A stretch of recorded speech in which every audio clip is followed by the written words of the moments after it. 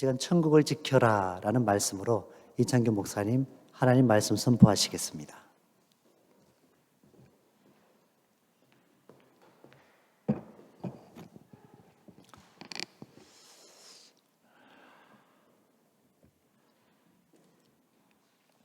예, 여러분 이틀째 반갑습니다. 집회를 하면 한 번은 하나님 앞에 이렇게 만나는 기회가 있습니다. 그러려면 언제 하나님이 우리를 특별히 만나시는지를 알아야 되는데 그런 특별한 은혜가 언제 있을까요? 공교롭게 내가 빠지는 날. 그래서 4번 하는데 딱 한 번 빠졌는데 그때 그렇게 사람들이 은혜를 받았다고 또 그렇게 얘기하는 거죠. 뭐 그럴까 봐. 그런데 오늘이 여러분에게 그런 날 되시기 바랍니다. 안 나오신 분들에게 얘기하지 마시고요. 고맙습니다. 복음의 능력은 우리에게 달려 있지 않습니다.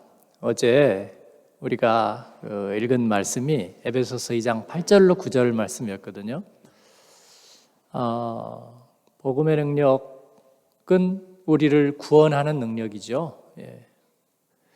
복음은 모든 믿는 자에게 구원을 주시는 하나님의 능력이라 그랬습니다. 그래서 그 능력인데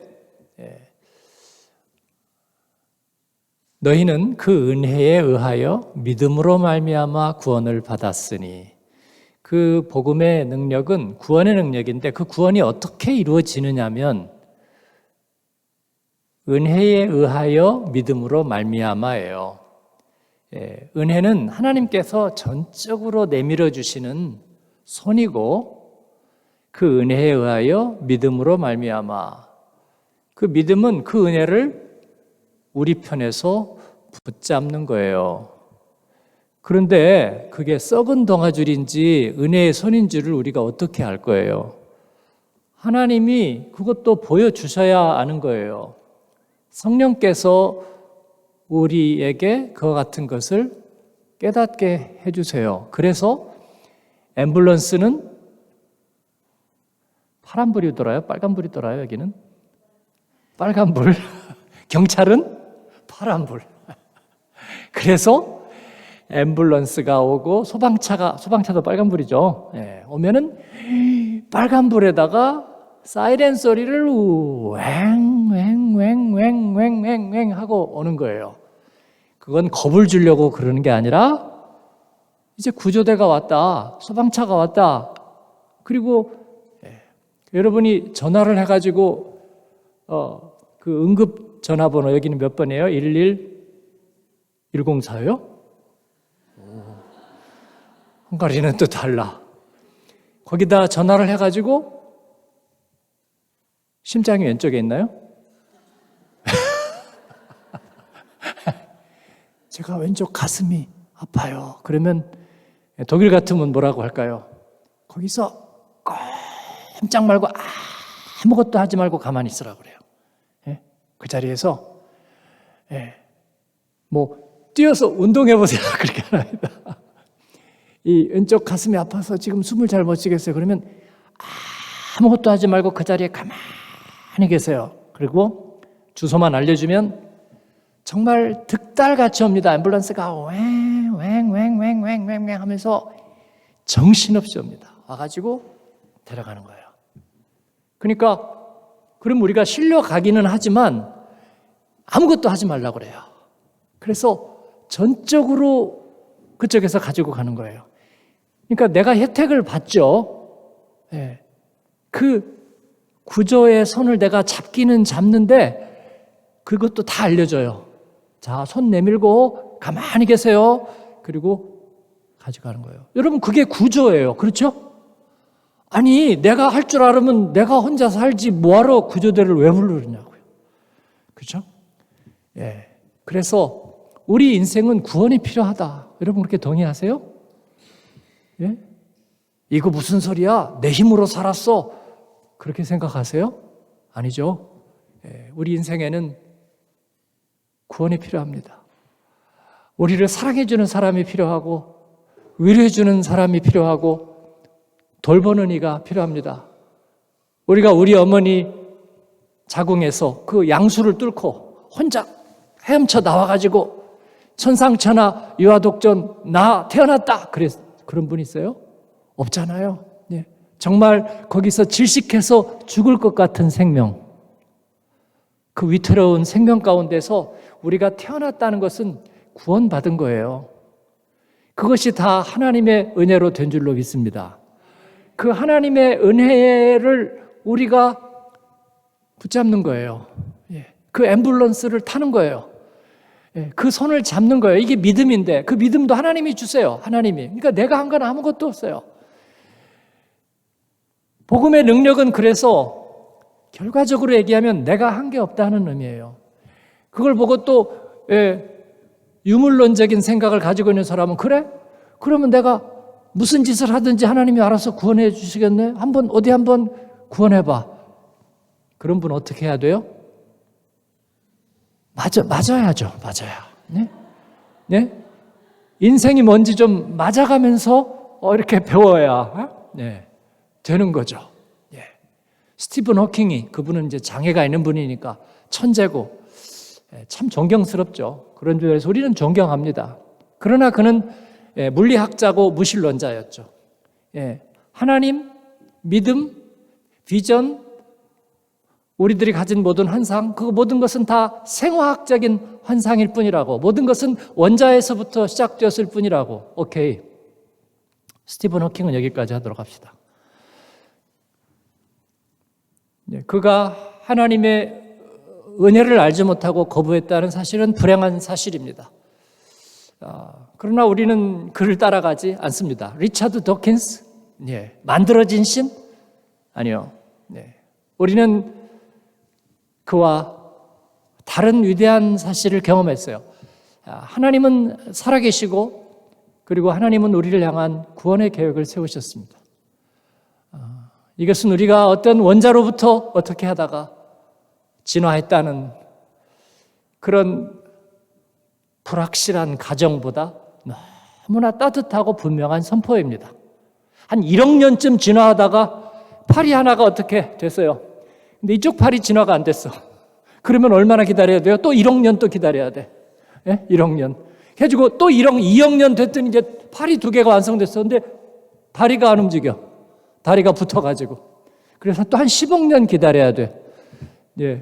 그렇게 생명이 이루어졌다고요. 하나님은 우리의 생명을 하나님의 마음 안에서 설계하시고 그리고 구원해 내셨습니다. 그리고 그 은혜에 의하여 믿음으로 말미암아 우리의 구원을 받았는데 그것이 복음의 능력입니다. 하나님은 이 일을 오래전에 예비하셨습니다. 그리고 우리로 그 안에 살게 하셨습니다. 이것은 행위에서 난 것이 아니니 이는 누구든지 자랑하지 못하게 함이라. 내가 행위로 어떻게 할 수 없는 일이 우리 인생에는 있다는 거예요. 그래서 이 복음의 비밀에 대해서 제가 말씀드리는데 제가 한 가지 굉장히 중요한 오해가 있다는 것을 알았습니다. 그래서 우리가 예수님을 만나고 예수님 말씀에서 뭔가 감격을 누리고 또 예배에서 뭔가 기쁨과 감동도 받고 그 다음에는 그래서 이제 어떻게 하란 말이냐. 하나님 말씀을 배우고 그렇구나. 내 인생의 목적이 하나님의 영광을 위해서 사는 것이구나. 그런데 이제 어떻게 하란 말이냐. 돈을 얼마나 벌어야 될까? 어떻게 일을 해야 될까? 어디가 살아야 될까? 결국 내가 하는 거잖아. 그런데 보니까 제가 어제 부르심을 잃어버렸다고 말씀드린 것처럼 뭔가 내가 할 수 있는 일이 별로 없는 것 같은 거예요. 다시 내가 뭔가 해야 되지 않을까? 그러면서 스스로 말해요. 나는 변화되지 않았어. 내 믿음은 아직도 어린아이야.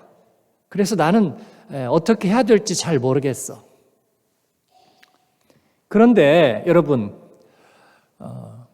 구조대에서 사람을 구조할 때 몇 년 전인가요? 그 오스트리아의 어떤 산악 지역에 깊은 동굴이 있잖아요. 산에 보면은 이게 엄청난 동굴이 있어요. 그 동굴 탐험 전문가가 조난당한 일이 있습니다. 아마 엄청나게 그 깊은 곳에 내려갔는데 거기서 조난당했어요. 그래가지고 이제 신호가 갔거든요. 그런데 구조대가 도대체 거기까지 갈 수가 없었어요. 그래서 유럽에서 그 산악 전문가, 구조 전문가가 2,000명이 모였습니다. 각 나라에서 2,000명이 모였어요. 그래가지고 그 길이를 지금 제가 모르겠어요. 굉장히 긴 그 동굴이 깊이에요. 그곳에서 이제 몸을 못 움직이고 거기에 빠져 있는 거예요. 2,000명이 투입돼서 그 사람을 결국은 건져 올렸습니다. 결국은 건져 올렸어요. 그러니까 몸을 묶어가지고 그 정말 불가능한 그 지형을 뚫고 그 사람을, 그러니까 천문학적인 돈이 들었어요. 그리고 그가 나오자 모든 사람들이, 2,000명의 사람들이, 그 생명을 걸은 사람들도 여럿 있었습니다. 그 일 때문에 전부 다 자기 일처럼 너무나 눈물을 흘리면서 얼싸안고 기뻐했어요. 예. 나중에 이제 그 비용을 누가 내느냐, 뭐 이런 나라가 내느냐, 누가 내느냐, 뭐 그런 약간 논쟁이 있었지만, 그러나 그게 문제가 전혀 되지 않았어요. 왜냐하면 그만큼 그 구조 사건이 너무나 큰 것이었기 때문이에요. 그런데 그 사람이 한 게 뭐가 있나요? 없잖아요. 아니, 누가 거기 들어가서 조난을 당하래? 네. 그도 뭔가 탐사를 하고, 네, 그런 창조적인 목적을 가지고 들어간 것이지만 결국은 자기가 잘못해서 거기에서 조난을 당한 거잖아요. 그런데 애꿎은 사람이 2,000명이 왜 투입됐을까요? 예, 그들은 구조 자체가 훨씬 더 중요하다는 것을 알고 있었기 때문에 그 2,000명이 나서서 구조를 했는데 그가 한 것은 아무것도 없었다예요. 여러분, 복음이란 그런 것입니다. 내가 아무것도 안 할수록 복음은 더 빛을 발하는 거예요.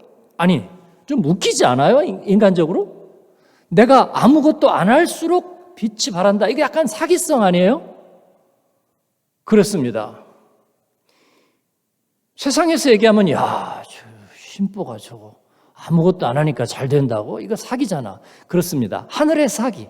니체가 그렇게 얘기했어요. 엔자이츠 코룹션, 피안의 부패라고. 예? 예수님의 은혜, 71마리의 양, 이거 피안의 부패라고. 그러나 하나님께서는 이것을 은혜와 복음이라고 말해요.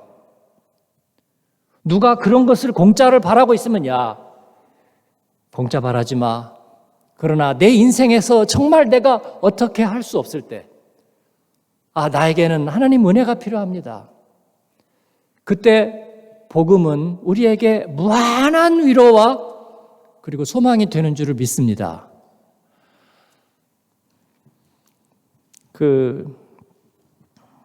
필립 안시가 아니고 그 영성 서적을 많이 쓰는, 지금 이름이 생각이 안 나는데요.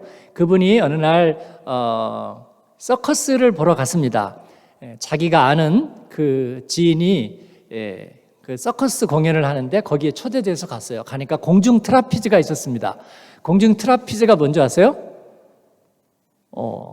줄타기 하는 거죠. 줄타기. 그래서 보통 건장한 남자 하나가 이 그네에 거꾸로 매달리죠.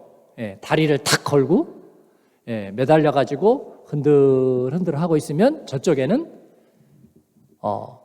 수영복을 입은 미녀 두 사람이 이렇게 탁 서가지고 인사를 하고 높은 데서 둘이서 그네를 잡고 슉 뛰어내리면 이쪽에서 건장한 남자는 그네를 타고 흔들흔들 하고 있으면 이쪽에 있는 그 여성은 슉슉슉슉 하다가 그네가 둘이 이렇게 만나려고 할 때 그 여자들이 손을 놓고 공중에서 팽그르르 돌죠. 그리고 떨어질 때 이 남자가 가면서 손을 탁 잡는 거죠. 근데 그 밑에다가 그물이 있어요, 없어요? 보통 그물이 있기도 한데 없기도 합니다, 여러분. 그물이 없기도 해요. 그물이 없는 서커스가 있어요. 근데 그물이 없다면은 거기서 손을 못 잡으면 어떻게 될까요? 예, 큰 부상을 당하거나 아니면 죽게 될 거예요. 정말 땀을 쥐는데, 그런데 거기에서 그 서커스단 친구에게 이분이 설명을 듣습니다. 저걸 어떻게 하느냐 그랬더니 그 붙잡히는 사람 있죠. 그 여자 서커스 단원. 그 여자 서커스 단원이 해야 될 일이 딱 한 가지 있대요.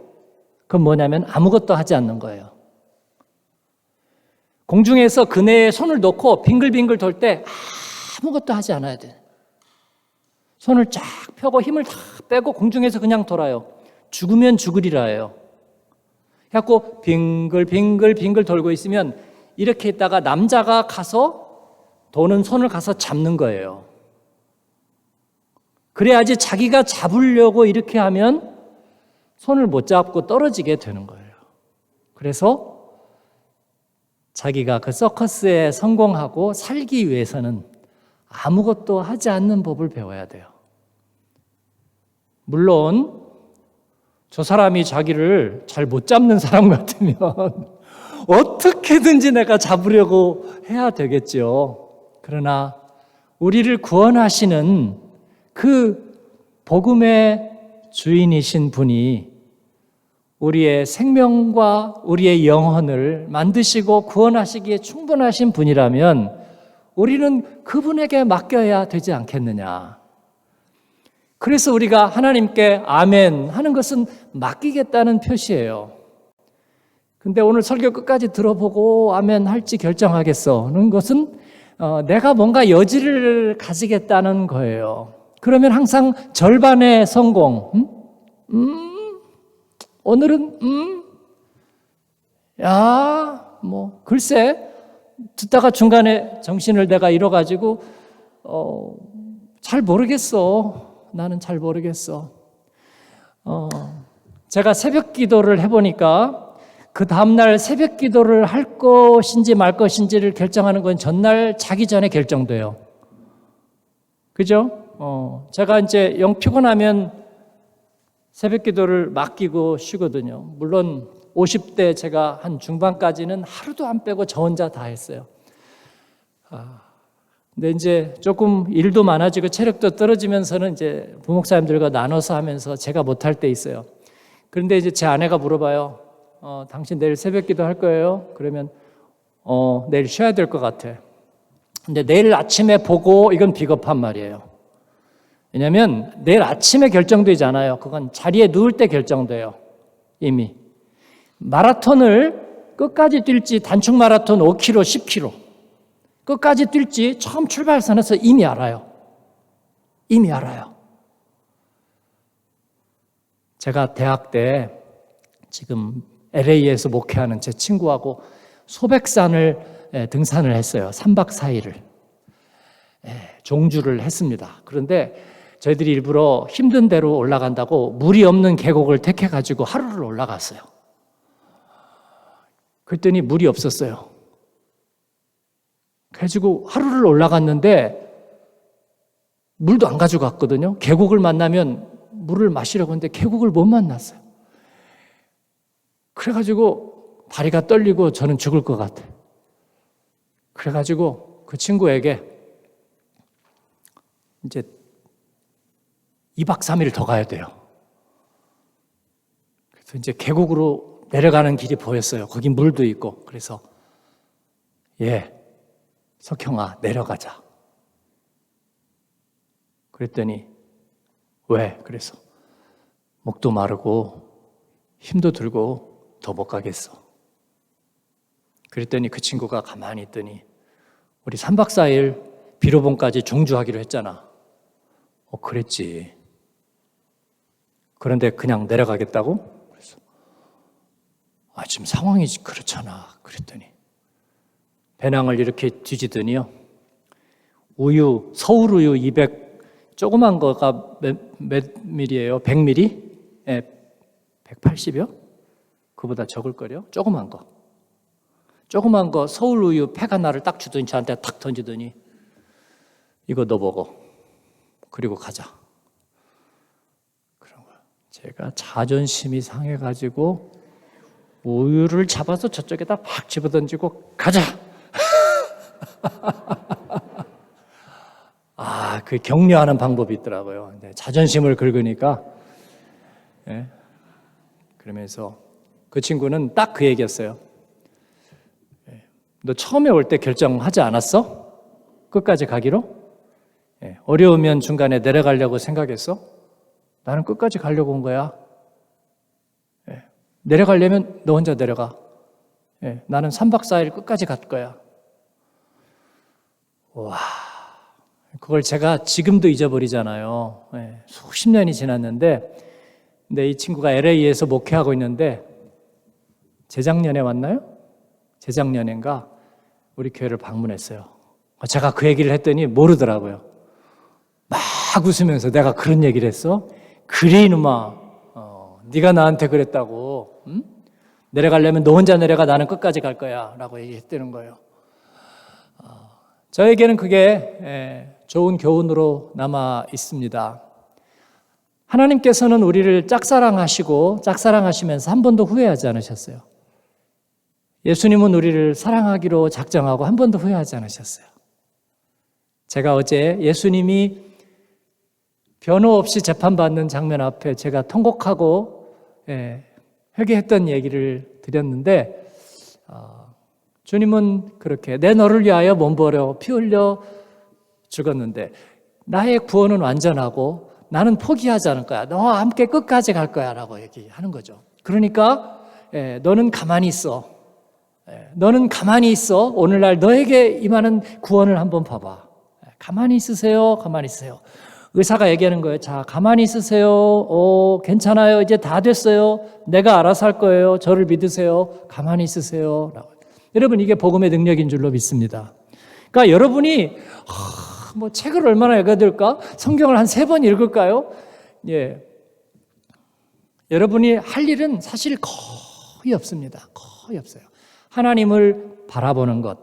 예. 바라보면, 믿음의 주를 바라보는 거예요. 예? 그죠? 예. 우리가, 우리의 눈을 그분에게, 예수님에게 픽스 하는 거예요. 왜냐하면 그는 믿음의 저자이시니까. 그래서 그를 바라보고 있으면 우리에게 알아서 믿음을 주세요. 그리고 우리의 믿음을 또 퍼펙터이시니까 perfecter of our faith. 그러니까 그분은 우리의 믿음을 완전하게 해주세요. 그래서 복음을 따라 산다는 것은 징검다리를 건너는 것과 같아요. 그래서 내가 이렇게 하면 주님이 믿음 하나, 나 하나, 믿음 둘, 나 둘, 그런 거예요. 그 대신에 발은 내딛어야죠. 그것도 안 하려면 어떻게 한다고요? 좀 맞아야죠. 그것도 하나면 안 되지. 그것도 안 하면 발은 디뎌야지. 발은 디뎌야지. 왜냐하면 돌이 보이잖아요. 돌이 보이잖아요. 엄마가 여기까지 그럼 오잖아요. 아빠가 책상 위에다 올려놓고 뛰어 그러면 뛰잖아요. 모든 건 다 준비되어 있잖아요. 이게 복음의 능력이에요. 그래서 징검다리라는 게 돌이 몇 개 있으면 징검다리예요? 하나만 보이면 징검다리예요. 근데 개울에 있는데 징검다리 돌이 하나 있는데 하나도 나머지는 없어요? 이거 공포 영화예요. 징검다리인 줄 하나 갔는데 없어. 그 다음에 그 공포 영화지. 그러니까 하나를 가면요 반드시 있어요. 반드시 있습니다. 그래서 하나씩만 가면 됩니다. 하나씩만 가면 돼요.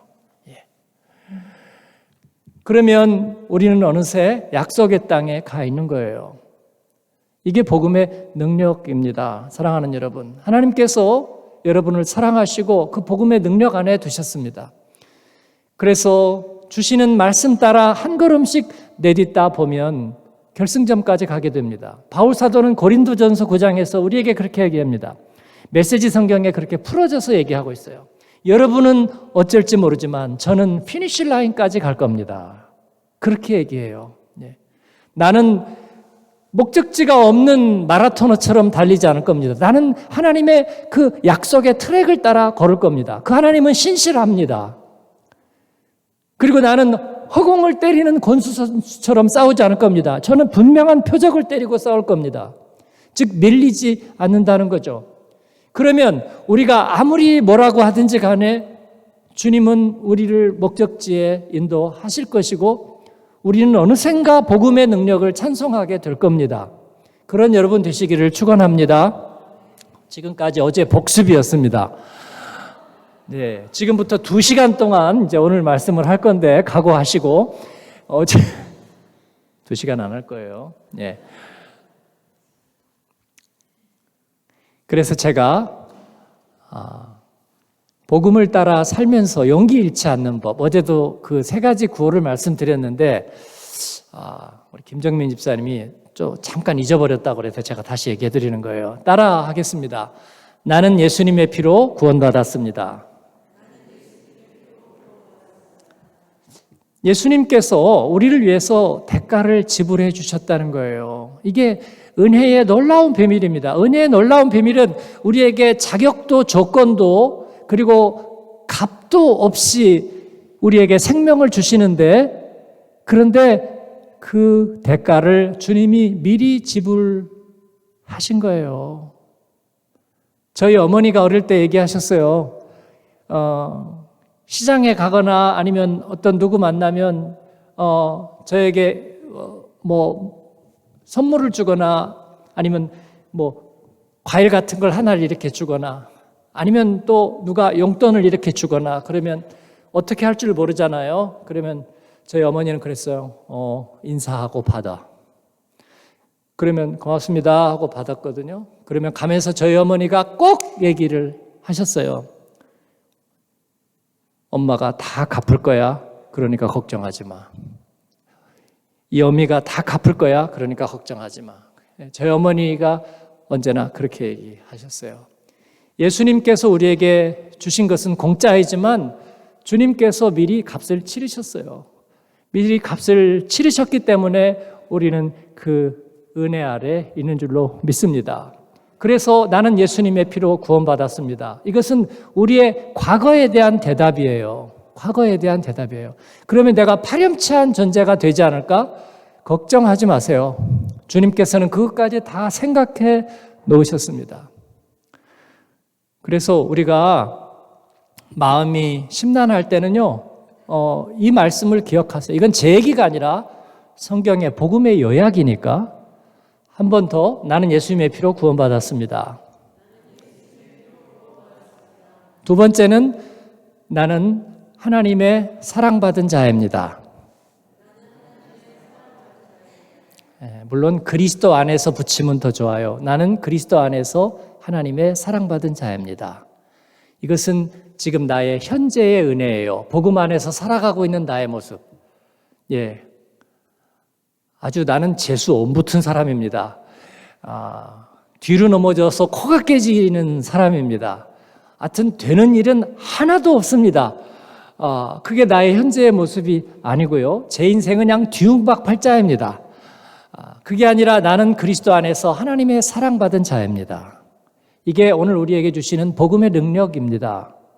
그리고 이 말대로 될 거예요, 진짜로. 예. 세 번째는 따라하겠습니다. 나는 하나님의 선하심을 위하여 예비되었습니다.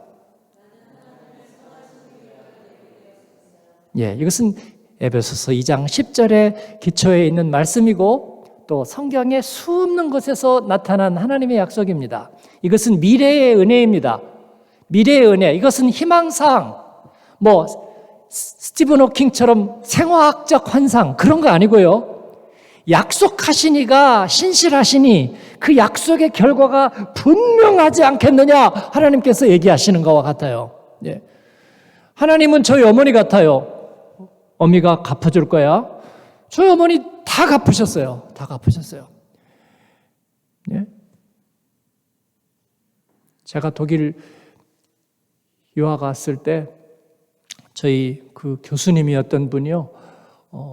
300만 원 장학금으로 하라고 저 없을 때 가져왔대요. 그래서 그 300만 원을 보내주셨어요. 그러면서 제 어머니가 또 그랬어요. 어미가 갚을 거야. 걱정하지 마. 그래가지고 경기도 이천쌀을 철마다 세가마를 보내드리고요. 그리고 또 뭐 보내드리고 또 뭐 보내드리고 그래서 엄마가 다 갚을 거야. 걱정하지 마. 그렇습니다. 우리 하나님은 저희 어머니 같은 것은 정말 비교가 안 될 만큼 대단하신 분이거든요. 그렇죠? 네. 그렇기 때문에 우리 주님이 끝까지 책임지시는 거예요. 이거 못 믿으면 할 수 없어, 이제.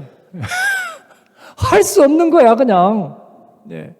그래서 이것이 과거, 현재, 미래의 은혜, 이 복음의 능력 안에 그냥 사는 거예요. 할렐루야. 그렇습니다. 오늘 이 복음의 은혜 안에 살면서 제가 30분만 더 할게요. 네. 추우시면 손 들어주세요. 제가 가서 안아드릴 테니까. 오늘 이 복음의 은혜 안에 산다는 것은 우리가 천국을 누리는 거예요. 그렇잖아요. 과거에 대한 부끄러움, 얼마나 부끄러운지. 윤동주도 그랬잖아요. 내 무덤엔 자랑처럼 풀만 무성할 거이다. 우리 어머니는 북한도에 계십니다. 암울한 시대에 살면서 늘 자기를 거울을 보면서도 닦았다고 얘기하고 부끄러워서 그렇습니다. 아이들도 죄의식이 얼마나 많은 줄 몰라요. 과거에 대한 부끄러움이 얼마나 많은지 몰라요. 예. 그런데 예수님을 만나니까 더 이상 우리가 부끄럽지 않은 거잖아요. 바울 사도가 빌립보서 1장 10절에서 나의 간절한 기대와 소망을 따라 아무 일에도 부끄럽지 아니하고 이제도 전과 같이 온전히 담대하여 오직 내 안에서 그리스도가 존귀하게 되려 하나니. 여러분, 부끄러워하고 늘 죄의식에 시달리고 과거의 회한 속에 사는 사람은요, 내 안에 주님께서 머무실 수가 없어요. 예. 내 안에 막 가시가 많거든요. 예. 내 안에 내가 너무도 많아. 예.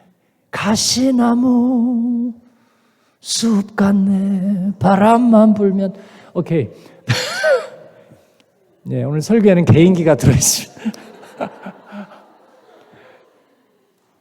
그러니까 너무나 제가 은혜가 없을 때, 제가 은혜가 메말라가지고 그러고 있을 때 차를 타고 가다가 이렇게 생각하면요, 자꾸 제가 고개를 이렇게 저었어요.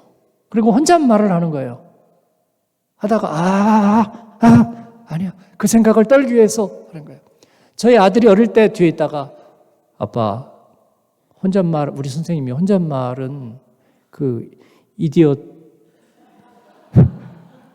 바보나 하는 거라고 그랬어. 그래서 바보 같냐 아빠가? 그렇죠. 예, 자꾸 고개를 흔들었어요. 혼잣말 하면서. 그거 아니야. 그때 그랬으면 안 됐어 내가. 그때 그랬으면 안 되는 거야. 나폴레옹이 지옥에 갔어요. 가가지고 뭐 하고 있을까요? 뒷짐지고 하루 종일 왔다 갔다 하는 거죠. 아니야. 러시아 놈들 때문이 아니야. 조세핀 때문이야. 아니야. 누구 때문이야. 하루 종일. 왜냐면 과거에 매여있기 때문이죠. 그러나 주님께서는 우리를 부끄럽게 하지 않으십니다. 예, 우리의 주홍글씨 호돈이 그렇게 암시했던 것처럼 애덜터리, 가늠한 여인의 A는 나중에 보니까 그 여인이 너무 순결한 거예요. 아하. 그래서 그 애덜터리의 A는 에인절의 A가 아닐까. 그런 거죠. 우리가 예수님을 만나면 가늠하다 현장에서 잡힌 여인의 그 주홍글씨 A가 그리스도 안에서 주님께서 순결하게 만들어주시면, 물론 그 죄가 사라져버렸다는 건 아니에요. 그 죄인인 그 분명하지만 그럼에도 불구하고 주님께서 우리를 다시 순결하게 해주신다. 할렐루야. 그렇습니다. 그래야 우리가 살 수 있는 거죠. 디아스포라에서 나그네로 살면서 이런저런 경험을 하고 사람들과도 이런저런 경험을 하고 그래서 상처가 있고 어려움이 있고 그러면 어떻게 우리가 행복해지겠어요? 그래서 늘 떠나야 되는 거죠. 이 사람하고도 이제 떠나, 교회하고도 떠나. 그러다 보면 우리는요, 떠돌이 별이 되는 거예요. 그래가지고 떠돌이 행성이 돼서 혼자 외롭게 사라져버리는 거예요. 하나님은 우리에게 그렇게 하지 않으셨어요. 여러분, 떠나지 않아도 돼요. 떠돌지 않아도 돼요, 여러분. 예. 그리스도 안에 있으면 되는 줄로 믿습니다. 그러면 주님께서는 우리에게 아무 이래도 부끄럽지 않은 천국을 약속하시는데, 그런데 그 천국을 우리가 지켜야 되는 거예요. 어떻게 지키느냐? 중요한 원리가 있습니다. 오늘 우리가 민수기 14장을 같이 읽었는데, 그것은 가데스 바네아에서 약속의 땅을 향해 가는 이스라엘 구원의 역사의 가장 결정적인 자리였습니다. 이제 광야 저편으로 가면 이제 약속의 땅이에요. 그런데 그 약속의 땅은 완전히 다 정복된 것이 아니었습니다. 그들은 가서 정복을 해야 됐어요. 하나님께서 이를 개런티 하셨습니다. 예. 하나님을 두려워할 줄 모르는, 예, 정글과도 같은 그들을 하나님께서는 내어보내고, 왜냐하면 이 세상의 주인은 하나님이시니까 너희를 새로운 관리자, 제사장 나라, 그리고 거룩한 백성으로 내가 그 새로운 묘종으로 삼겠다고 말씀하시는 거예요. 나머지는 다 내가 책임지니까. 하나님께서는 가서 취하라고 말씀하시는데, 그러기 위해서 모세는 12지파에게 미리 가서 한번 간을 보게 했어요. 정탐을 하게 했습니다. 그래서 12지파 대표, 그 중에는 여호수아와 갈렙도 들어있어요. 그들이 가서 이제 정탐을 한 거예요. 40일을 정탐하고 돌아오면서 포도송이와 무화과와 그 가나안 땅의 과일들을 가지고 왔습니다. 그러니까 이제 백성들이 전부 다 모일 거 아니에요. 그게 민수기 13장, 14장에 있는 이야기입니다. 12지파가 쫙 다 모였어요. 그러니까 이제 그 10명이 나가서 이제 보고회를 갖는 것입니다. 그런데 순서를 왜 그렇게 짰는지는 모르지만 갈렙과 여호수아가 제일 마지막이에요. 예. 그 12명이 정탐을 하고 와서, 그런데 앞에 10명이 하나씩 보고를 하는데, 그 보고의 내용이 오늘 우리가 읽은 말씀과 같습니다. 그들이 뭐라고 얘기하냐면, 그 땅은 과연 젖과 꿀이 흐르는 땅이었다. 오늘 읽은 말씀 전에 있는 이야기죠. 13장에 있는 이야기. 그 땅은 과연 젖과 꿀이 흐르는 땅이었고 정말 좋은 땅이기는 한데, 그러나 뭐라고 얘기하냐면, 그 땅 거민은 강하고 성읍은 견고하고 힘이 클 뿐 아니라 거기서 안악자손을 보았으니. 그래서 사람들이 술렁술렁 안악자손, 그 거인의 후예, 그 네피림의 후예, 그 거인들 키가 3m나 된다는 바로 사람들이 술렁술렁 그래요. 아말렉이는 남방 땅에, 헤딘과 여부스인과 아모리인은 산지에 거하고 가나안인은 해변과 여단가에 거하도이다. 그러면 우리가 갈 곳은 한 군데도 없는 거야. 거인 족속이 우리를 죽이려고 기다리고 있는 거야. 사람들이 거기에서 술렁술렁 하면서 흔들리고 있었습니다. 그러면서 이제 모세를 원망하는 소리들이 점점 높아지고 있습니다. 11번째 주자가 누구냐면 갈렙이에요. 갈렙. 예. 갈렙인데, 갈렙이 유다 지파죠. 유다 지파. 그죠? 예. 갈렙이 이제 자기 차례예요. 그런데 제가 왜 이 본문이 저에게 중요하냐면, 제가 이제 한마음교회 목회를 시작했습니다. 제가 하나님께 드린 약속은 복음만을 유일한 가치로 삼겠다고 그랬어요. 성도들 눈치도 안 보고요. 성도들 섬기지 않겠다는 거 아니죠. 그러나 사람에게 좌우되지도 않고 어떤 것보다도 저는 복음만을 유일한 가치로 하겠습니다. 그거 하나 했고 예수님을 위하여 하겠습니다. 그러기 위해서 제가 첫 번째 드린 약속은 뼈가 녹도록 기도하겠습니다. 그 얘기였어요. 그래서 프랑크푸르트에 이사도 가기 전에 특별 새벽 기도를 시작했어요. 그러면서 새벽 기도를 시작했는데 그러면 성도들이 좀 많이 나올 줄 알았어요. 그랬더니 보니까 한 3명, 저희 내외에 오면 한 5명 이렇게 오신 것 같아요. 그러면서 이제 성도들이 새벽 기도 하고 나면 금방 가시잖아요. 그러면 이제 제 아내는 저 뒤에 저는 앞에 이렇게 앉아서 기도하다가 어떨 때는 굉장히 마음이 가라앉아요. 그리고 이제 어느 날인가는 급기야 저하고 아내하고 둘이 있었던 것 같아요. 근데 또 한 번에는 이제 서너 명이 앉아 있었는데 낯선 사람이 둘이 앉아 있어요. 그분이 지금 현대자동차 사장 되신 분이에요. 현대자동차 맞죠? 그때 과장이었어요. 근데 주재원으로 처음 나왔어요. 근데 설교가 이제 새벽 설교인데 전체가 한 5명인가 이렇게 앉아있는데 둘이 내로 보이는 두 사람이 저 뒤에 앉아있는 거예요. 사람도 몇 없는데 저 뒤에 앉아있어요. 근데 설교를 그날 그렇게 제가 잘한 것 같지 않아요. 사람도 적고 그래가지고 뭐 어떻게 했는지 모르겠어요. 그랬더니 그 박아무개 집사님이라는 분이 나중에 권사님 되시는데 저한테 이렇게 오더니 목사님 기도하고 있는데 왜요? 그랬더니 저 뒤에 두 사람 있잖아요. 예. 저기 주재원 가족인데 우리 교회 어떤지 보러 왔대요. 그럼 말을 진작 하지. 설교 다 끝나고 지금 있는데 그 얘기를 하면 뭐해? 그러니까 아니, 그래도 가서 인사라도 하시라고요. 그래요? 그렇게 봤더니 나갔어. 그래가지고 쫓아나갔거든요. 안 보여? 갔어요. 아니 무슨 교회를 알아보려는데 새벽 기도에 온대.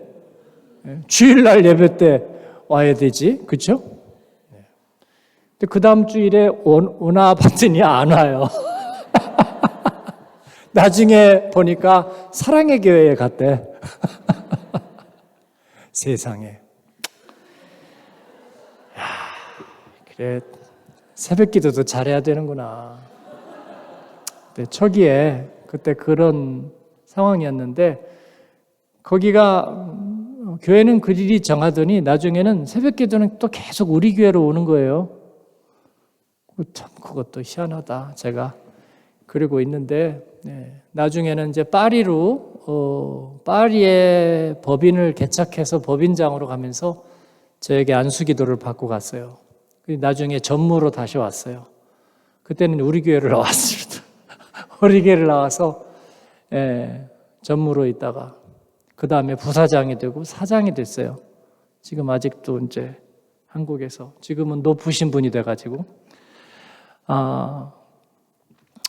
그런데 그때 제가 그 시절 이야기예요. 어느 날은 새벽 기도를 하고 이러고 있는데 용기도 없고 자신감도 없어요. 과연 내가 영향력 있는 사역을 예수님을 위하여 복음을 위하여 한다고는 하는데 과연 영향력이 있는가?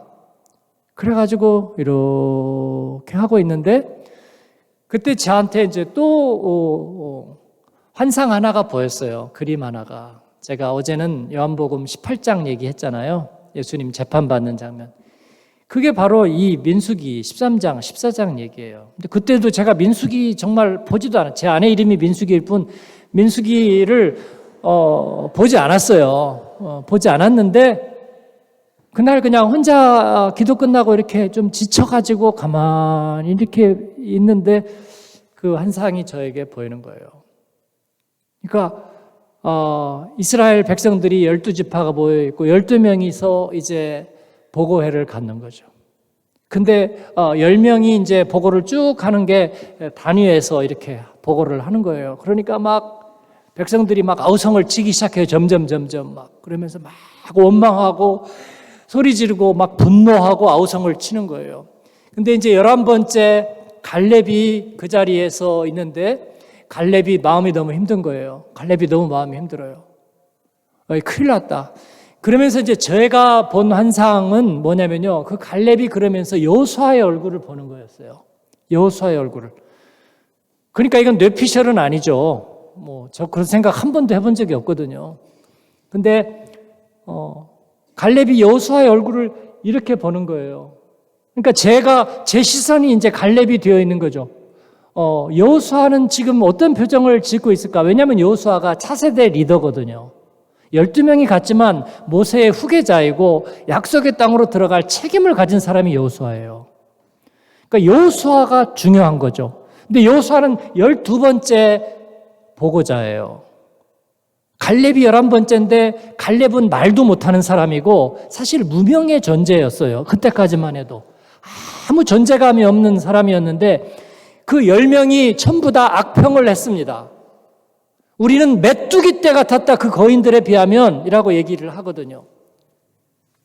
그럴 때 갈렙이 여호수아의 얼굴을 보니까 제가 본 환상에서는 여호수아의 얼굴이 하얗게 질려 있었어요. 여호수아의 얼굴이 하얗게. 그때 갈렙의 마음이 툭 떨어지는 거예요. 툭 떨어지는 거예요. 왜냐하면 이제 모세의 뒤를 이어서 이 모든 것은 여호수아에게 달려 있는데 차세대 리더이고 모세의 지금 부관이잖아요. 그런데 여호수아가 얼굴이 하얗게 질려 있어요. 왜냐하면 12이니까 갈렙하고 여호수아가 찬성해도 10대 2잖아요. 이건 과반수도 아니고 3분의 2도 아니에요. 그래서 그 민의를 거스릴 방법이 없는 거잖아요. 지금은 타협의 지혜를 모아야 하는 그런 것도 없어요. 대세가 넘어가 버렸어요. 그런데 어떡할 거야? 여호수아는 독불 장군이 될 수도 없고 돈키호테가 될 수도 없고 자기는 리더니까 민의를 수렴해야 되고 그들의 마음을 돌려놓아야 되는데 보니까 아우성이고 이미 대세가 넘어가 버렸어요. 그래서 돌을 쳐가지고 죽이려고 그들이 덤벼요. 여호수아가 얼굴이 하얗게 질려 있는 거예요. 그러니까 어떻게 합니까? 갈렙이 눈을 감습니다. 눈을 감아요. 갈렙이 눈을 감고 이거 큰일 났다. 그 장면이 저에게 이렇게 비춰졌습니다. 갈렙이 눈을 감고 무슨 생각을 했을까요? 출애굽의 날 그 6월절의 밤 그들이 서서 허리를 동이고 급히 누룩을 넣지 않는 빵과 쓴 나물을 먹으면서 하나님께서 천사들을 시켜 애굽의 장자들을 치던 날, 애굽의 장자들을 치는 것은요, 이스라엘이 이제 거기서 다시는 애굽 사람들하고 같이 상종할 수가 없어요. 그들 때문에 하나님이 애굽의 장자들을 다 치셨거든요. 그들은 이제 가는 것 외에는 방법이 없어요. 그럴 때 그들이 애굽 땅을 떠나던 그날을 생각하고 그리고 홍해 앞에 서서 이집트의 군대들이 자기들을 죽이려 쫓아올 때 하나님께서 모세를 통해서 오늘날 너희에게 베푸시는 하나님의 구원을 보라. 홍해의 벽을 만들고 그들을 무트로 건너게 하셨던 하나님의 구원의 기적을 그는 생각하고요. 또 신의 산에서 하나님께서 그들에게 주셨던 말씀과 영광을 생각하는 거죠. 갈렙이 눈을 뜨고 말합니다. 올라가서 저 땅을 취하자. 우리가 이기리라. 영향력이 있었을까요? 없었습니다. 없었고요. 그 말을 듣자마자 백성들이 와 소리를 지르면서 돌로 쳐서 죽이자. 그렇게 얘기를 하는 거예요. 갈렙의 이야기를 저는 그래서 전에 그렇게 설교 제목을 잡은 적이 있어요. 마이너리티 리포트. 마이너리티 리포트. 근데 하나님께서 제가 한마음교회를 목회하던 초기에 그 새벽에 왜 저에게 그 환상을 보여주셨을까? 그것도 역시 저 외에는 아무도 본 사람이 없어요. 왜 보여주셨을까? 가만히 생각하는 거죠. 근데 그때 여호수아가 아무도 영향을 받지 않았습니다. 갈렙의 이야기에, 그 갈렙의 마이너리티 리포트에 아무도 영향을 받지 않았어요. 그런데 단 한 사람이 영향을 받습니다. 누가요? 여호수아가. 여호수아가 얼굴이 하얗게 질려 있었는데 갈렙이 올라가서 가서 저 땅을 취하자, 우리가 이기리라. 그렇게 할 적에 여호수아가 각성하는 거예요. 여호수아가 영적으로 각성해요. 그러면서 하나님이 저에게 불현듯 주신 깨달음은 뭐냐면 네 역할은 갈렙이야. 네 역할은 갈렙이야. 네가 아무것도 할 수 없다고? 네? 뼈가 녹도록 기도하지만 사람들도 별 반응이 없고 뭔가 아직까지 나타난 것도 없고 여기에서 과연 새들어서 예배드리는 이 독일 예배당에서 초기에는 인터넷도 없고요. 제가 독일 가서 안 따라오니까 뭐 저 아는 사람들 사이에서는 가서 죽었다는 얘기도 있고 하여튼 여러 가지 그런 존재감 속에 있는데 하나님께서 저에게 깨닫게 해주신 것은 여호수아를 깨워라. 여호수아를 깨워. 한국교회를 깨우고 그리고 조국의 모교회에 피드백하라. 그래서 우리 한마음교회 비전해 놓은 게 한국 모교회를 피드백하게 하소서 그거예요. 얼굴이 하얗게 질린 여호수아를 다시 일깨워 주셔서 그런 것입니다. 그 갈렙의 그 뚝뚝한 갈렙의 한마디가 차세대 리더 하나님의 사람 여호수아를 다시 깨워 준 거예요. 저와 여러분이 복음 안에 깨어 있고 우리들의 복음 안에서 살아가면서 물러서지 않는 마이너리티 리포터가 바로 우리들의 천국을 지킬 뿐 아니라 용기를 잃은 예루살렘 모교회, 우리들의 조국의 모교회, 그리고 앞으로 하나님께 쓰임받을 다음 세대 여호수아를 깨우는 그런 기회가 된다는 거예요, 여러분. 여기에서 너무나 중요한 것은 천국을 우리가 지켜내는 비결이에요. 그런데 이 민수기의 이야기에서 볼 때 이 백성들에게 관찰되는 점이 있습니다. 그건 뭐냐면요, 그들이 말하는 그 언어와 입술의 열매예요. 그들은 그들의 언어를 통해서 이미 그들이 패배자이고 실패자인 것을 선포하고 있어요. 하나님께서는 우리들에게 뭐라고 얘기하시느냐면 잠언 18장 20절에 사람은 그 입에서 나오는 열매로 말미암아 배부르게 되나니 그렇게 말씀하고 있습니다. 그렇죠? 선한 사람은 그 마음에 쌓은 선에서 선을 내고 악한 자는 그 쌓은 악에서 악을 낸다고 말하고 있습니다. 그래서 하나님께서는 우리들에게 이 언어를 주셨는데 그 언어는 우리들의 마음을 표현하는 것일 뿐만 아니라 우리의 존재를 밝혀주는, 하나님은 우리에게 그런 언어를 주셨습니다. 그래서 하나님은 말씀으로 세상을 창조하셨습니다. 그리고 말씀으로 구원하셨습니다. 내 죄가 사하여졌느니라, 내 자리를 들고 일어나라. 주님께서는 말씀으로 그렇게 얘기하셨어요. 그래서 그 언어에는 창조적인 능력이 있는 것입니다. 하나님을 떠난 인생은 그 능력을 잊어버렸어요. 그래서 우리가 천국을 지키기 위해서는 하나님 앞에서 하나님이 주신 말씀처럼 우리의 언어가 하나님 앞에 구별되어야 되는 줄로 믿습니다. 그렇습니다. 불신앙의 언어가 있고 그리고 신앙의 언어가 있고요. 실패의 언어가 있고 성공의 언어가 있는 거예요. 행복한 사람에게는 행복한 언어가 있고 불행한 사람에게는 불행한 언어가 있는 거예요. 자녀들이 공부 안 하고 게임을 좀 한다고 해서 너는 앞으로 죽도록 고생을 해봐야 돼. 에? 주여.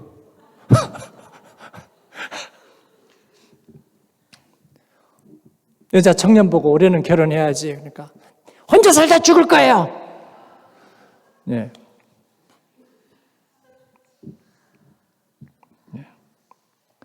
사업이 어려워서 어떻게 걱정 안 해요. 문 닫으면 되죠 뭐.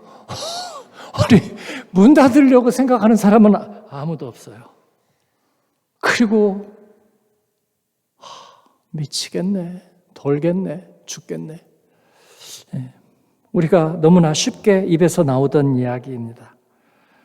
민수기의 사람들이 그랬습니다. 우리는 스스로 보기에도 메뚜기 같으니 그들이 보기에도 그와 같았을 것이라. 그렇게 얘기하는 거죠. 그러면서 온 회중이 밤새도록 통곡하고 울면서 하는 얘기가 모세와 아론을 원망하는 거예요. 원망하면서 뭐라고 얘기하냐면 우리가 애굽 땅에서 죽었거나 그 하나님의 천사들이 장자들을 칠 때 우리도 우리 목도 베지 왜 여기에서 이런 고생을 하게 하는지 차라리 광야에서 죽었으면 좋았을 것을. 여러분 광야에서 죽고 싶은 사람 있을까요 거기에? 애굽에서 죽고 싶은 사람들이 있을까요? 없어요. 근데 마음이 지옥이 되니까 천국을 잃어버린 거예요. 그러니까 지옥의 언어가 막 나오는 거야. 막 나오는 거야. 그래서 애굽에서 죽든지 광야에서 죽든지 내가 그랬으면 좋았을 것을. 그랬더니 하나님께서 뭐라고 얘기하세요? 모세와 아론에게 얘기하시기를 나를 원망하는 이 악한 회중에게 내가 어느 때까지 참으랴. 그리고 그들에게 이르기를 여호와의 말씀에 내 삶을 두고 맹세하노라. 너희 말이 내 귀에 들린 대로 내가 너희에게 행하리라. 하나님은 자기 귀에 우리의 말이 들린 대로 그렇게 행하리라. 그렇게 말씀을 하시는 거예요. 왜냐하면 하나님은 입술의 열매를 창조하시는 이시기 때문인 줄로 믿습니다. 나 여호와가 말하노라. 입술의 열매를 창조하는 자. 먼 데 있는 자에게든지 가까운 있는 자에게든지 바로 그 하나님께서 너에게 평강을 주시는 하나님, 그분의 우리 입술의 열매대로 행하신다고 하는 거예요. 여러분, 부흥하는 교회에는 부흥하는 언어가 있습니다. 화목한 가정에는 화목의 언어가 있는 거예요.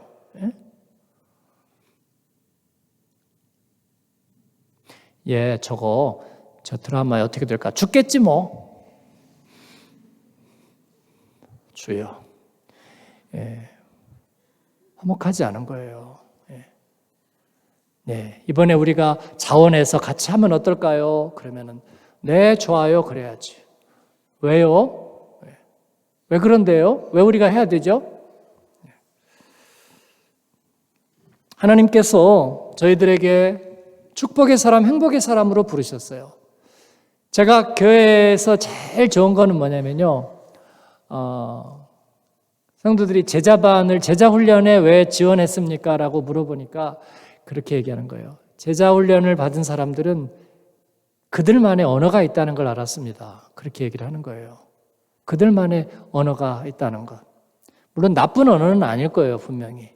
그들만의 긍정의 언어, 그들만의 어떤 형통의 언어가 있다는 것을 알고 그게 부러웠습니다. 그 비밀이 알고 싶었습니다. 그런 이야기를 하는 거죠. 그런 이야기를 들을 때 제일 기쁘고 행복하죠.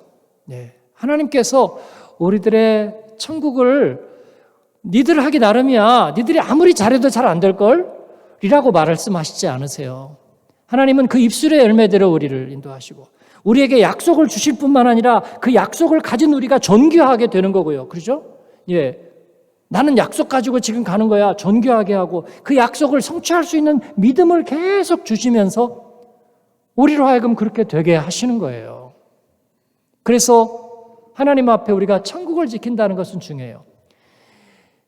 그 C.S. 루이스의 천국과 지옥의 이혼이라는 책에 보면 지옥에 간 사람들이 어느 날 광고를 봅니다. 천국 견학을 가는 버스가 있으니까 가고 싶은 사람 타세요.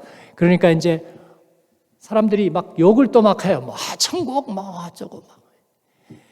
마음에 드는 게 없잖아요, 지옥에서는. 그런데 이제 또 타요.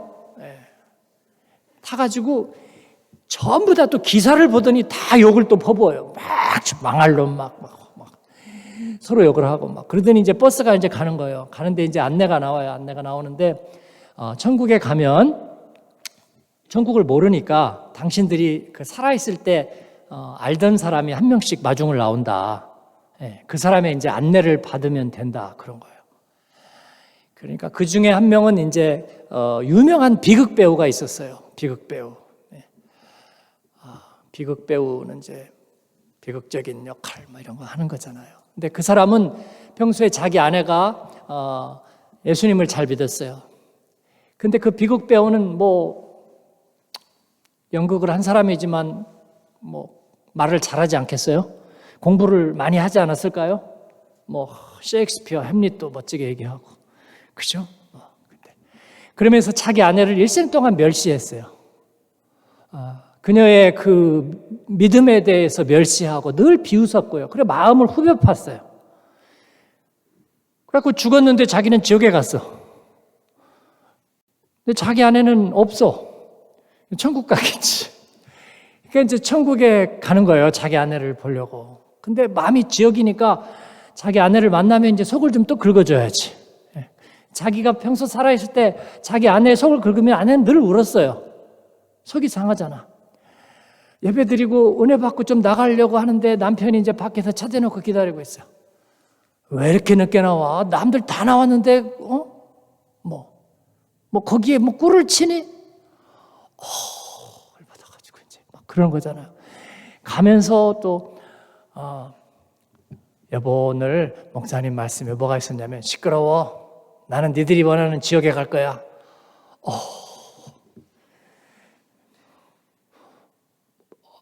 좀 안 그럴 수 없어요, 그죠? 네. 근데 아마 이 비극 배우가 그런 것 같아요. 가지고 이제 천국에 갔더니 아니나 다를까 자기 아내가 나왔어요. 그러니까 아내를 보자마자 이제 심술이 났어요. 근데 아내가 얼굴이 좋은 거야. 얼굴이 좋구만. 그럼 벌써 아내가 살짝 얼굴이 어두워져야 되는데 얼굴이 환하고 여전히 좋은 거예요. 그러니까 이제 남편이 더 부하가 치밀고 속이 뒤틀려가지고 남편을 지옥에다 보내고 니들만의 작은 천국에서 행복하니? 그런데 아내가 또 표정이 변화가 없어요. 그러니까 니들이 사랑한다는 말은 순전히 거짓말이군. 불행한 사람을 놔두고 너희들만 행복하고 그랬더니 그 아내가 환한 얼굴이 변하지 않은 채 그렇게 얘기하는 거죠. 존재하지 않는 것을 사랑할 수는 없죠. 와, 저는 박수를 치고 싶었습니다. 그렇습니다. 존재하지 않는 것을 사랑할 수는 없죠. 그는 이미 비존재가 된 거예요. 천국은 존재, 지옥은 비존재예요. 우리 안에서 과거를 부끄러워하고 슬퍼하고 하나님께서 약속을 주셨을 뿐만 아니라 홍해를 건너게 하시고 천사의 칼에서 지켜주시고 반석에서 물을 내게 하시고 모세를 통해서 전갈과 불뱀에서 지켜주시고 그리고 약속의 땅을 약속해 주셨어요. 그런데 그 하나님을 원망하고 모세와 아론을 원망하고 광야에서 애굽에서 죽었으면 좋았을 것을 그 지옥을 어떻게 하겠어요, 여러분? 예. 그러나 갈렙은 올라가서 저 땅을 취하자. 그래서 여호수아와 갈렙만 들어가는 거예요, 약속의 땅에. 여호수아 갈렙만 들어가는 거예요. 그런데 그 다음에 보면요, 하나님이 모세에게 그렇게 얘기해요. 내 종 갈렙은 그들과 마음이 달라서 얘기하면서 여호수아 얘기를 빼요. 저는 그 환상을 보고 나서 성경에서 그 다음에 발견한 거예요. 그 다음에 발견했어요. 그 다음에 보니까 하나님이 개역 성경에는요, 오직이라는 말이 더 붙어 있어요. 오직 내 종 갈렙은 그들과 마음이 달라서 라고 하나님이 갈렙을 칭찬해요. 모세가 갈렙에게 그 얘기 해주지 않았겠어요? 야, 여호수아는 리더라. 거기서 마음이 흔들렸는데 네가 참 잘한 거야. 하나님이 너를 칭찬하더라. 오직 내 종 갈렙은 그들과 마음이 달라서. 갈렙이 얼마나 마음이 좋았을까요? 그 마음을 45년을 지킵니다. 45년을 지키고 있다가 나중에 가나안 땅을 분배할 때 여호수아는 이제 리더가 되어 있습니다. 그래서 가나안 땅을 다 분배하는데 마지막 헤브론 산지, 아낙 자손이 살고 있다던 그 난공불락의 산지, 성경의 가장 중요한 곳, 그 구속사의 요충지인 헤브론이 아직도 점령되지 않았어요. 그래서 어떻게 할까 고민하고 있는데 그때 85세에 이 갈렙이 다시 나오는 거예요. 이 산지를 내게 주소서. 내가 그때와 같이 지금도 변함이 없으니 내게 그 산지를 주십시오라고 갈렙이 얘기하는 거예요. 그래서 갈렙이 그 산지를 차지하는 거예요, 여러분. 저와 여러분은 그 갈렙과 같이 되기를 바랍니다. 그리고 천국을 지켜내는 거예요. 아까 그 비극배우는 어떻게 됐을까요? 결국 천국에서 떠나갑니다. 떠나가지고 지옥으로 지옥으로 가요. 그런 천국에서 더 이상 있을 수 없어요. 천국의 언어에 적응하지 못해요. 그는 부정적인 얘기를 해야 되는 거예요. 독일의 어떤 카바레티스트가 시를 썼어요. 어떤 중년 아내의 시예요. 우리 남편에 대한 시를 썼습니다. 우리 남편은 날마다 조금씩 나빠진다네. 아침에 눈을 뜨면 언제나 나빠. 날씨도, 신문을 보고서 세상 돌아가는 일도. 그리고 그렇지만 나는 당신을 사랑해. 왜냐하면 당신은 언제나 옳거든. 그 이제 아이러니컬하게 얘기하는 거예요. 그리고 마지막에는 당신은 날마다 조금씩 나빠진다네. 사랑하는 여러분, 언어에는요, 방향성이 있습니다. 그래서 우리가 하나님의 방향으로, 순방향으로 나아가면 하나님께서는 그 길로 우리를 인도해 주세요. 하나님께서 그런 비전을 보여주실 때 저는 새가슴이죠. 생물학적인 새가슴이 아니고 스케일이 작고 마음도 약하고 제가 비전을 보았다는 게 무슨 가라지 세일 광고 같다 그랬죠. 아무도 본 사람도 아는 사람도 없는데 그런데 거기에 작은 순종을 드렸더니 하나님께서 그대로 하시는 거예요. 어느 날 하나님께서 저에게 그렇게 말씀하셨습니다. 그 제자훈련의 꿈을 주셨어요.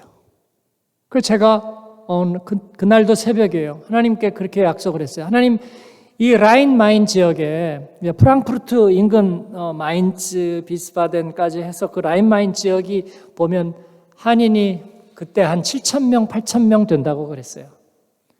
하나님 이 지역에 10분의 1 저에게 맡겨주시면, 그러니까 제가 스케일이 컸으면 한 2분의 4분의 1 그렇게 얘기할 건데 10분의 1 맡겨주시면 제가 양육해서 조건 없이 하나님께 돌려드립니다.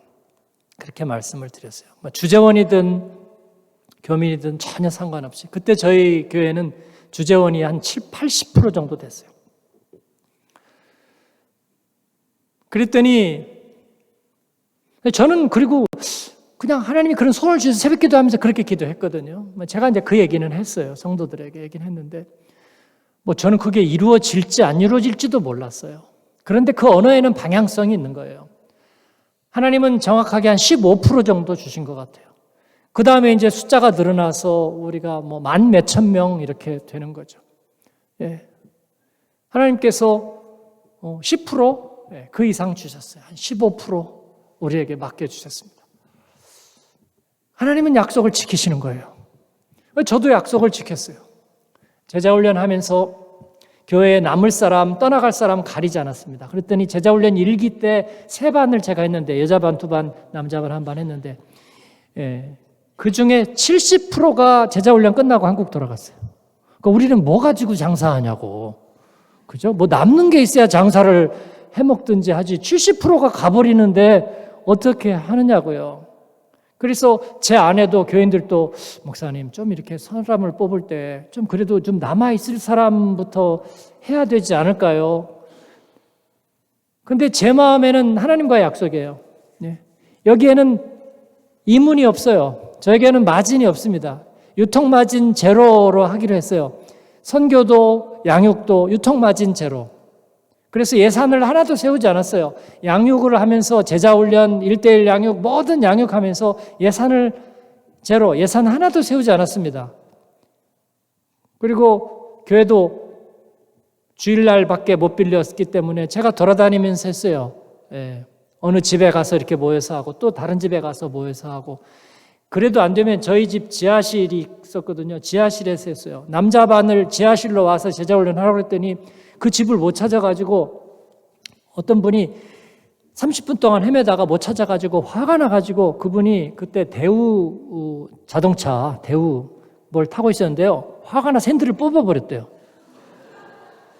예? 안 와요, 이분이. 하여튼이 집을 찾다가 못 찾아가지고 화가 나서 주유소 들어가가지고 핸들을 팍 했더니 핸들이 뽑혔대요. 믿거나 말거나. 근데 뽑았대요. 그리고 나중에 전화를 했더니 막 분이 이렇게 차가지고. 목사님, 저 못 찾아서 갑니다. 그 나중에 들었더니 핸들이 뽑혔대요. 그거 어떻게 해서 다시 뽑아가지고. 그렇지만 하나님께서 이루시는 거예요. 그렇다고 뭐 저희가 엄청난 대교회를 이루겠습니까? 디아스포라에서. 그러나 하나님께서 그 일을 하게 하셨어요. 소원을 가질 때마다 그래서 주님 앞에 코로나를 지나면서 코로나가 시작될 때 얘기만 하고 마칠게요. 터키에서 난민 선교 세미나가 있었습니다. 그래서 터키에 난민 선교 세미나를 하러 갔는데 그때 이제 코로나가 막 퍼지기 시작하는 거예요. 그때 이제 갔습니다. 갔는데 그 세미나 왔는데 어떤 선교사님이 한 분이 나와가지고 이제 그 주로 선교사님하고 목회자만 모였습니다. 근데 선교사님 한 분이 이제 찬양 인도를 한다고 찬양 인도 나와서 이렇게 하더니 천나무계 선교사님이에요. 찬양을 이렇게 하다가 오늘 아침에 후원교회에서 연락을 받았습니다. 코로나가 시작되고 그러면서 갑자기 예산이 확 줄어서 후원을 끊는다고 연락을 받았습니다. 좋은 소식은 아니네요. 그러면서 어떻게 되겠죠? 그러면서 찬양하죠. 그러면서 찬양을 하는데 찬양을 이렇게 하는데 굉장히 제 마음이 젖어오더라고요. 그래서 제가 노트북을 이렇게 가지고 있었는데 저희 순장방에 올렸어요. 어떤 선교사님이 찬양인도 하는데 코로나로 인해서 한국교회 갑자기 재정이 어려워지면서 코로나가 아마 시작된 지가 한 두어 달 됐을 때 같아요. 근데 후원이 끊겼다고 하는 얘기를 들으면서 마음이 그랬습니다. 그랬더니 그 다음에 댓글이 한 10개 이상 달린 것 같아요. 선교사님 구자 좀 알려주세요. 내가 그분도 그러자고 한 얘기 아니고 나도 그러라고 쓴 얘기는 아니거든요. 그냥 저도 마음이 좀 울적해지면서 코로나 초기니까 앞으로 어떻게 될지 아무도 몰랐잖아요. 그래서 어떻게 할까 하다가 구자를 알아가지고 알려드렸어요. 그랬더니 그때 한 6천, 7천 유로가 모인 것 같아요. 순식간에. 한 800~900만 원이 그렇게 모였어요. 그래서 그대로 다 드렸어요. 그대로 다 이체해 드렸습니다. 그리고 나서 가만히 생각하니까 그분은 얘기를 했으니까 우리가 한 거지 얘기를 못 하고 있는 분도 많잖아요. 그러면서 보니까 디아스포라에 있는 유학생 교회라든지, 그러니까 유학생 교회는 없죠. 유학생들이 주로 많이 나가는 교회, 공동체가 작은 교회들은 목사님들이 생활도 어려운 입장이에요. 그래서 하나님 앞에 기도하고 우리가 이제 좀 섬기자 그랬어요. 그래서 2,000유로, 3,000유로 일시불로 그렇게 해서 한 40~50교회 이렇게 보냈어요. 보내고 나니까 항구적으로 유럽에 한인교회가 몇 개나 되나 그랬더니 한 300교회 된대요. 그래서 우리가 하나님 300교회를 우리가 섬기고 목회자들 생활비를 안정시키는데 힘이 될 수 있도록 하나님 도와주세요. 그리고 교회에다가 선포했습니다. 그걸 어떻게 하란 말이야 우리 보고. 우리가 선포하고요. 이건 방향성이니까 하나님이 우리를 통해서 일하시니까. 코로나 3년이 지나면서 그랬더니 교회 예산이 성장하는 거예요. 예배 숫자는 주는데 11조가 신기록을 세웠어요. 11조가 신기록을 세우고 예산이 증가했습니다. 하나님이 우리에게 작은 자들이지만 마이너리티 리포터지만 하나님이 우리 주님께서 우리에게 주신 우리의 천국을 우리가 갖고 갈 때 하나님은 메마르지 않게 하신다. 그런 걸 깨닫게 되는 거죠. 그래서 우리가 이제 한 달에 최소 500유로 또 많으면 1000유로까지 그렇게 해가지고 어려운 교회 목사님들 이렇게 지금은 몇십 개 교회 이렇게 나가서 저희가 섬기고 있는 거죠. 코로나 때 하게 하셨어요. 또 제자훈련 이 세미나를 목사님들과 같이 나누고 싶은데 코로나가 전성기였던 2020년도에 9월 달에 저희가 하나님이 소원을 주셔서 또 순종했어요. 근데 누가 올까? 50개 교회만 부르자 그랬더니 정확하게 50명이 오셨어요. 한마음교회가 오라고 하니까 뭔가 안전하게 해놓고 오라고 했겠지 뭐 그런 거예요. 물론 저희가 의사도 대기시키고 간호사도 약사도 대기시키고 모든 거 다 해가지고 공항에 오시는 분들 한 명씩 다 차 한 대로 해서 픽업했어요. 소원을 가지니까 되는 거예요. 다음 세대에 대한 소원을 주셔서 청소년 아카데미 우리가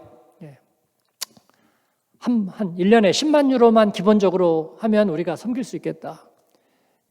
좋은 강사 그룹들 우리가 비행기 값 다 해서 초대해가지고 할 수 있겠다. 성도들에게 선포하고 우리가 같이 하자 그래서 하나님이 딱딱 그만큼 해주셨어요. 그렇습니다. 거룩한 뜻 하나님의 기쁜 소원. 우리는 작은 자이지만 그러나 하나님께서 우리에게 주신 뜻은 헛되지 않는다. 할렐루야. 그렇습니다. 여러분 안에 하나님이 주신 씨앗들은요 하나도 잘못된 게 없어요. 베드로 사도는 이것은 썩지 아니할 씨로 된 것이라 그랬습니다. 그러니까 여러분이 얘기해놓고 스스로 비웃지 마세요. 내가 아멘 해놓고 그 다음날 의심하지 마세요. 저는 원래 믿음이 없어서요 라고 말하지 마세요. 하나님께서 주신 대로 될 줄로 믿습니다. 약속하신 대로 나는 그대로 되리라고 믿노라. 그렇게 선포하시기 바랍니다. 저와 여러분의 삶은 복된 삶이에요. 하나님께서 축복하실 것입니다. 이루실 것입니다. 영광되게 하실 것입니다. 할렐루야. 아멘. 여러분을 축복합니다. 우리 함께 기도했으면 좋겠고요. 또 목사님이 나오셔서 기도 인도 해주시겠지만 먼저 오늘 말씀에 응답하면서 한번 기도하면 좋겠습니다. 하나님, 복음의 능력 안에 살겠습니다. 그리고 하나님께서 주시는 그 은혜대로 소원대로 하나님 입술로 선포하면서 하나님 예와 아멘 그리고 주님의 말씀대로 되기를 원합니다. 주님이 약속하셨으니 끝까지 가겠습니다. 내 입술의 열매로 하나님을 기쁘시게 하고 하나님 행복의 언어, 축복의 언어 그리고 순방향 언어 그런 언어로 주님 앞에 살겠습니다. 그렇게 우리 마음을 다짐하시면 그 자리에서 한번 일어나서 같이 기도하십시다. 하나님이 기뻐하실 것입니다. 주님께서 여러분을 축복하십니다. 우리 같이 한음성으로 기도하실 때에 주여 나의 언어를 내 마음속의 언어를 하나님께서 정결하게 하여 주시고 축복의 언어, 행복의 언어 그리고 살리는 언어 하나님을 기쁘시게 하는 언어로 쓰임받게 하여 주옵소서. 우리 같이 한번 주여 부르고 기도하십시다.